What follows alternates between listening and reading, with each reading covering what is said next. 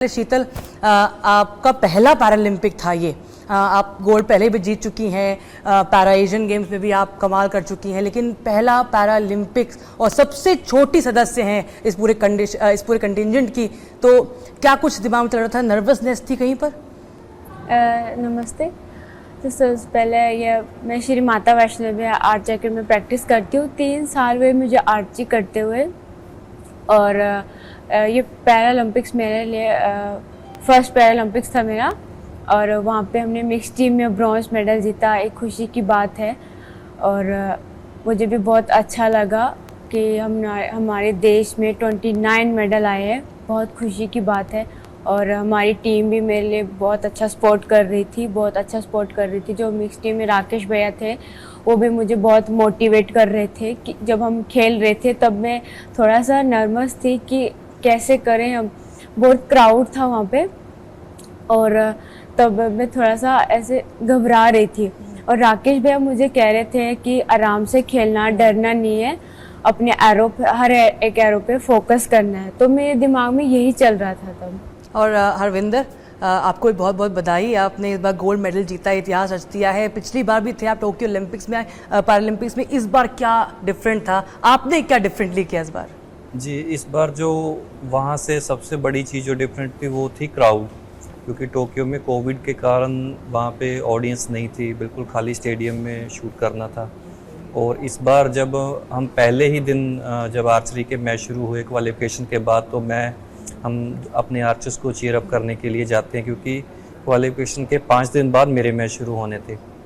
तो मैं, हालांकि फैमिलाइजेशन भी हुआ था, हमें आधा घंटा वहाँ पे शूट करने को दिया गया था शुरू में, लेकिन मैं जब ऑडियंस स्टैंड में बैठा, ये चीज़ मेरे दिमाग में थी कि मुझे 5 दिन बाद वहाँ पे खड़े होके इस ऑडियंस के बीच खेलना है, इस क्राउड के बीच। तो वो चीज़ काफ़ी फ़ायदेमंद रही, वो जो इमेजिनेशन थी कि मुझे 5 दिन बाद वहाँ पे खड़े होना है।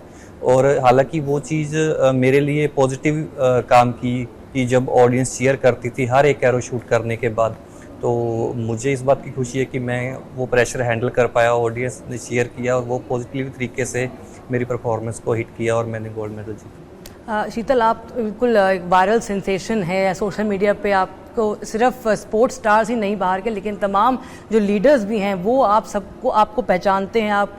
जो आपकी वीडियोस हैं, शुरुआत से ही आपकी वीडियोस को बहुत पसंद किया जा रहा है, सब आपको सलाम करते हैं। लेकिन आप ज़रा बताइए कि किस तरह से आपने ये शुरुआत करी, जो कि जब आर्चरी की बात करते हैं, सबसे पहले हाथ का निशाना, हाथ में कैसे आप उंगलियों के बीच में वो तीर कमान को संभालते हैं, और आप बचपन से ही आर्म्स ना होते हुए ये आपको जहन में कैसे आया, कैसे मोटिवेशन मिला कि आप तीर कमानी लेंगे? जैसे कि अब सब देखते हैं यूट्यूब पे शीतल देवी को, पहले कोई नहीं पहचानता था मुझे जब मैं अपने गांव में थी, और बहुत कम लोगों ने मेरे पे विश्वास किया था कि मैं भी कुछ कर पाऊंगी अपने देश के लिए। जब सबसे पहले मैंने जब आर्ची स्टार्ट की थी तो बहुत मुश्किल लगता था कि आर्ची में नहीं कर पाऊंगी। पहले हम जब अपने गांव में होते थे तो हम लकड़ी का धनुष बनाते थे, ताकि हमें पता भी नहीं था कि ये भी कुछ खेल होती है।